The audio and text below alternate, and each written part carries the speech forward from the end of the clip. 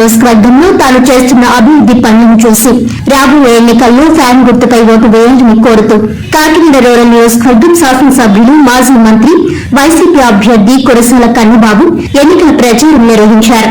ఈ కార్యక్రమంలో వైసీపీ నాయకులు బెజవాడ సత్యనారాయణ, వైసీపీ కార్యకర్తలు తిమ్మాపురం గ్రామంలోని కురసాల కన్నబాబుకు స్వాగతం పలికి ఆహ్వానించారు. తిమ్మాపురంలో ఎన్నికల ప్రచారం నిర్వహిస్తున్నాం. ఎక్కడికి వెళ్ళినా కూడా అపూర్వమైన ఆదరణ మీరే చూశారు. వారు ఎదురొచ్చి స్వాగతం పలికి తప్పకుండా జగనన్న చేస్తాం, తప్పకుండా వైఎస్ఆర్ పార్టీ మిమ్మల్ని గెలిపిస్తామని చెప్తున్నారు. 5 ఏళ్ల కాలంలో ముఖ్యమంత్రి గారు ఆయన తెచ్చుకున్న ఆ నమ్మకం ప్రజల్లో, చెప్పాడంటే చేస్తాడంటే, ఏదైనా ఒక మాట ఇస్తే నిలబడతాడనేది ఇవాళ ప్రజల్లో కనిపిస్తుంది. నేను కూడా నేను కానీ మా బెజవాడ సత్యనారాయణ గారు సర్పంచ్ గారు కానీ మేమందరం ప్రత్యేకించి మా వైఎస్ఆర్పీపీ గారు గిరీష గారు, అదేవిధంగా మా ఎంపీటీసీ గారు వెంకటరాజు గారు, ఇతర నాయకులందరూ, అదేవిధంగా పాపు గారు తదితర నాయకులు చాలా మంది ఉన్నారు. వార్డు మెంబర్స్ అందరూ టీం వర్క్ చేస్తూ ఉంటాం.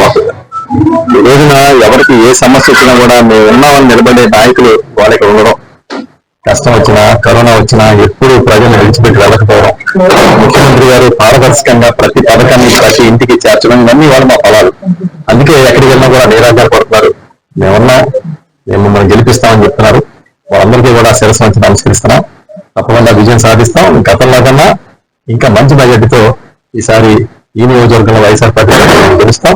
అదేవిధంగా కాకినాడ ఎంపీగా కూడా చంద్రశేఖర్ రెడ్డి గారు ఖచ్చితంగా వైఎస్ఆర్ పార్టీలో గెలుస్తారని నేను నమ్ముతున్నాం. ఏవైతే చెప్పామో అవన్నీ పూర్తి చేసాం.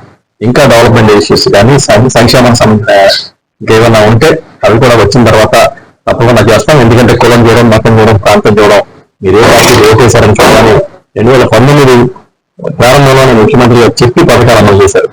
చంద్రబాబు నాయుడు లాగా కేవలం తన కార్యకర్తలను, తన సొంత మనుషుల్ని వాళ్ళని మాత్రమే చూసుకుని వాళ్ళే బాగుపడాలనే తత్వం సీఎం గారికి లేదు. కనుక ఇవాళ మేము ఇంత ఆదరణ పొందుతున్నాం. బడుగు బలహీన వర్గాలు, ఎస్సీ, బీసీ, మైనార్టీలు, అన్ని వర్గాలు కూడా ఇవాళ జగన్మోహన్ రెడ్డి గారి కోసం నిలదీస్తున్నాయి. తప్పకుండా దాని విజయం సాధిస్తాం. కాకినాడ రూరల్ నియోజకవర్గం స్వతంత్ర అభ్యర్థిగా కరి గోపాలకృష్ణ నామినేషన్ దాఖలు చేశారు. బుధవారం కాకినాడ రూరల్ తహసీల్దార్ కార్యాలయంలో రిటర్నింగ్ అధికారి ఇట్ల కిషోర్ కు తమ నామినేషన్ దాఖలు సమర్పించారు. అనంతరం కరి గోపాలకృష్ణ మీడియాతో మాట్లాడుతూ ప్రజాసేవ చేయాలనే సంకల్పంతో తాను నామినేషన్ వేయడం జరిగిందని, తనకు ఎవరిపైనా వ్యక్తిగత విభేదాలు లేవని ఆయన ఈ సందర్భంగా తెలిపారు. తనకు అన్ని సామాజిక వర్గాల నుంచి మద్దతు ఉందని, వారి ప్రోత్సాహంతో నామినేషన్ దాఖలు చేశానని, కాకినాడ రూరల్ నియోజకవర్గం ప్రజలందరూ తనను ఆశీర్వదించాలని కోరారు. ఈ కార్యక్రమంలో చెల్లంగి వేణుగోపాల్ తదితరులు పాల్గొన్నారు. ఈరోజు కరి గోపాలకృష్ణ నామినేషన్ వేయడం జరిగింది. మొన్న డాక్టర్ అన్వర్ గారు మరో ముఖ్య విషయం ఏంటంటే, మాకు ఈరోజు మా విజయం ఎలా చెప్పగలుగుతుంటే ఎన్కే శ్రీనివాస్ బాబా కూడా ఈరోజు వెళ్ళిపోయి సక్సెస్ ఉన్నాయి. ఆల్మోస్ట్ ప్రెస్ మీట్ లో కూడా మాట్లాడి రెడీ అయినప్పటికీ అప్పుడు కానీ వాళ్ళకి అర్థం కాలేదు. మన ఓటమి చదువుతో ఖాయం, తెలుగుదేశం శ్రేణులు, అదేవిధంగా జనసేన పార్టీలో శ్రేణులు ముఖ్యంగా అందరూ కూడా ఆయన ఇంటికి వెళ్ళి రిక్వెస్ట్ చేసి బతిమాలుకుని డ్రాప్ చేయడం జరిగింది. అది మా విజయానికి సాంకేతికం. ఖచ్చితంగా మా ఓట్లు కూడా అక్కడ ఖచ్చితంగా అతను భద్రకొట్టగలనే ఆశతోనే అతను కూడా వేయమని చెప్పాము. ఈరోజు బరిలో ఉన్న వాళ్ళు ముఖ్యమైన వాళ్ళు ఇద్దరు ఉన్నారు. ఇంకో ఆయన ఒక పార్టీ నాయకుడు, అతను కూడా ప్రజలతోనే వేసినట్టుగా తెలిసింది. ఎవరైనప్పటికీ ఒత్తిడి కోసం వేసిన వాళ్ళు దయచేసి ఆలోచించాలి. బీసీ సోదరులు, సెటిమల్ సోదరులు తన యొక్క బాగా సుదీర్ఘంగా ఆలోచించి నిర్ణయం తీసుకోవాలి. మేము కూడా తెలియపరుస్తాం. మేము కూడా బీఆర్ఎస్ సర్వే చేసి ఆ సర్వేలో ఎవరు ముందంజలో ఉంటే ఖచ్చితంగా వాళ్ళకే పట్టం కట్టడానికి సంఘం తీర్మానం చేసి ముందుకు వస్తుంది. అందులో ఏ విధమైన మొక్కమాటం లేదు. కానీ ఇప్పుడు మనం ఆలోచించుకోవాల్సిన విషయం ఏంటంటే, కోట్లాది రూపాయలు ఖర్చు పెట్టిన బాబాని పక్కకు వస్తారు. అదే రకంగా మొదటి నుంచి కిందసారి ఆయన గెలుపు కోసం విపరీతంగా కృషి చేశారు. కరి గోపాలకృష్ణ పక్కన పెట్టేశారు. ఎవరు అంటే బీసీ లేని ఎవరు కూడా ఓట్లు వేయడానికి తప్ప వారికి ఏ విధంగానూ మతం నష్టం కానీ వాళ్ళకి దీపావళి ఓట్లు కానీ మొగ్గు చూపుతూ ఏ పార్టీ కూడా ముందుకు రాలేదు. ఈ విషయాన్ని బీసీలు గమనించాలి. ఎందుకంటే అడుగడుగున అన్ని విధాలుగా మనకు అవమానాలు జరుగుతాయి. ఈ అవమానం ఒక కర్రీకి ఆపోజిట్లో లేకపోతే మన దాంట్లో అనవరంలో లేకపోతే బాబోదే కాదు, ఇది యావత్ బీసీ జాతిగా భావించాల్సిన అవసరం మనకు ఉంది. మనకు కావాలని ప్లాన్ ప్రకారం నిర్లక్ష్యం చేశారు. ఏ సామాజిక వర్గం సీట్ అయితే ఉందో అదే సామాజిక వర్గాన్ని కేటాయించినట్లయితే కొంతవరకు మా సంతృప్తి ఉండేది. కావాలని ఉద్దేశపూర్వకంగా చేశారు కాబట్టి ఖచ్చితంగా గుండెలు నింపుకొని ఖచ్చితంగా ఓట్లు వేయాలి. ఆ ఓట్లు టీఆర్ఎస్ ఏదైతే మేము సర్వేలో డిసైడ్ అవుతుందో ఆ సర్వే ప్రకారంగా ఖచ్చితంగా నిర్వహిస్తాము. నేను మీ అందరూ సాక్షిగా అధికారం అందరితో అన్ని వర్గాన్ని కలుపుకొని తప్ప అధికారంతో లేదు, బతుకనికి లేదు, మన వర్గానికి లేదు. మీ ఆత్మగౌరవాన్ని ఆత్మగౌరవాన్ని మీ గౌరవాన్ని నేను ఎప్పుడూ నిలబెడతానని చెప్పి ఈ సందర్భంగా నేను తెలియజేస్తున్నాను.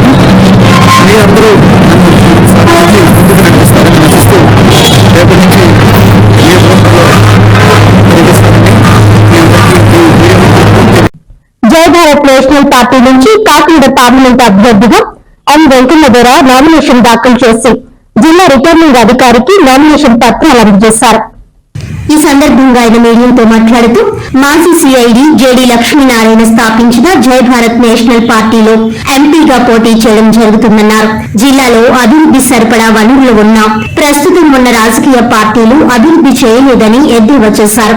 తమ పార్టీ అధికారంలోకి వస్తే రైతులకు గిట్టుబాటు ధర కల్పిస్తామని, పొలాల్లో పండిన ధాన్యాన్ని బయటకు తెచ్చేందుకు రోడ్లను వేయడం జరుగుతుందన్నారు. విద్య, వైద్యంపై ప్రత్యేక శ్రద్ధ తీసుకోవడం జరుగుతుందన్నారు. సామాన్యుడిగా ఉన్న తనకు పార్టీ అధినేత జేడీ లక్ష్మీనారాయణ ఎంపీగా సీటు ఇవ్వడం ఆనందంగా ఉందన్నారు. జిల్లా ప్రజలు ఓటు వేసి అత్యధిక మెజార్టీతో గెలిపించాలని కోరారు. నా పేరు అగట్రా వెంకన్నగౌడని. నేను జై భారత్ నేషనల్ పార్టీ నుంచి కాకినాడ ఎంపీ అభ్యర్థిగా పోటీ చేస్తున్నానండి. ఇది జేడీ మాజీ సిబిఐ డైరెక్టర్ ఈవి లక్ష్మీనారాయణ గారు స్థాపించిన పార్టీ అనేది. ఆయన పార్టీ నుంచి నాకు ఎంపీ అభ్యర్థిగా అవకాశం ఇచ్చారు. కాకినాడ పార్లమెంట్ నుంచి మరి ఒక సామాన్య కుటుంబం నుంచి నేను రైతువారి కుటుంబం నుంచి వచ్చానండి. అందరూ ఆశీర్వదిస్తారు, అందరూ మరి ముందుకు తీసుకెళ్తారనే ఉద్దేశంతో వచ్చాను. అయిన విధంగానే మరి ప్రతి ఊరు పల్లెటూరు వెళ్తుంటే మరి చాలామంది నన్ను ఆశీర్వదించడం జరిగింది. చాలామంది ఒక సామాన్యుని ఓటేస్తాం, ఒక సామాన్యుని గెలిపిస్తాం, ఈ సామాన్యుడి పార్టీ ఆ ఒక నీతివంతమైన పార్టీ పెట్టారు. ఈ లక్ష్మీనారాయణ గారికి రాష్ట్ర వ్యాప్తంగా మంచి పేరు ఉందండి. ఆయనకి మరి ఎంతో గొప్ప పేరున్న పార్టీలో నేను జాయిన్ అవ్వడం జరిగింది. ఆయన ఒక సామాన్యుడికి టికెట్ ఇవ్వడం జరిగింది. ఆయన ఆశయాలకు ఆయనకు అనుగుణంగా నేను ప్రయాణించి నేను పార్లమెంట్ అభ్యర్థిగా గెలవడం కోసం నా ప్రయత్నం నేను చేస్తున్నానండి. అంతేవిధంగా కాకినాడ మరి నేను మేనిఫెస్టో కూడా నేను ఆల్రెడీ పాంప్లెంట్లో ప్రవేశపెట్టాను. దేశంలోనే కాకినాడ పార్లమెంటులో నెంబర్ 1 స్థానంలో నిలబడతాను అని చెప్పానండి. అదేవిధంగా గ్రామీణ స్థాయిలో రైతువారి పంటలు ధ్వంసమైపోయి రైతులు ఇంటికి వెళ్ళడానికి, అది కనీసం పండించిన పంట కూడా ఇంటికి వెళ్ళడానికి పంటలు లేకుండా కూడా సర్వనాశనం అయిపోయినాయి. పంటలు కూడా నేను తారు రోడ్డు వేస్తానని చెప్తున్నాను. అదేవిధంగా గ్రామీణ ప్రాంతాల్లో మధ్యధరల కుటుంబాలన్నీ కూడా పాల ఆధారం మీద ఆధారపడి ఉన్నాయండి. ఈ పాల సేకరణకు మినిమం రైతుకి సగటు ధర తెచ్చే వరకు కూడా నేను పోరాడతాను. అదేవిధంగా కాకినాడ పార్లమెంట్లో అన్ని వసతులు ఉన్నాయండి. అన్ని వనరులు ఉన్నా కూడా చేసే నాయకులు కరువైపోయిందండి. నాయకులు కరువైపోవడం వల్ల అభివృద్ధి చేయలేకపోతున్నారు. కాకినాడకి ఏ రోడ్డు ఉందండి? పార్లమెంట్కు ఒక పోర్టు ఉంది, నిధులు ఉన్నాయి, అన్నీ ఉన్నా కూడా చేసే నిధి లేదు. వీళ్ళైతే వీళ్ళ టికెట్లు కూడా వాళ్ళకి ఇవ్వడం జరుగుతుందండి. సామాన్యుడికి ఇచ్చే పరిస్థితి లేదు ఈరోజు. ఎప్పుడు మన మధ్యతర కుటుంబం నుంచి ఇచ్చిన ఎవరికి కూడా సీట్లు ఇవ్వట్లేదు. కేవలం మధ్యతర కుటుంబం నుంచి వచ్చి ఎవరైతే సోషల్ యాక్టివిటీ చేస్తారో వాళ్ళని గుర్తించి జేడీ లక్ష్మీనారాయణ గారు పార్టీ నుంచి చాలా మందికి సీట్లు ఇవ్వడం జరిగిందండి. ఈరోజు సమాజంలో ఎవరైతే కష్టపడి తిరుగుతారో, ఎవరైతే సమస్య మీద పోరాడతారో వాళ్ళకి టికెట్లు ఇచ్చైనా మా అందరికీ కూడా రాజకీయంలో నిరుద్యోగత కూడా ఉందండి. ఈ రాజకీయ నిరుద్యోగత కూడా ఆయన చాలా మందికి మరి సేవ చేశారైనా ఆయనకు మీ అందరికీ కూడా ప్రతి కాకినాడ పార్లమెంట్ ప్రజలందరికీ కూడా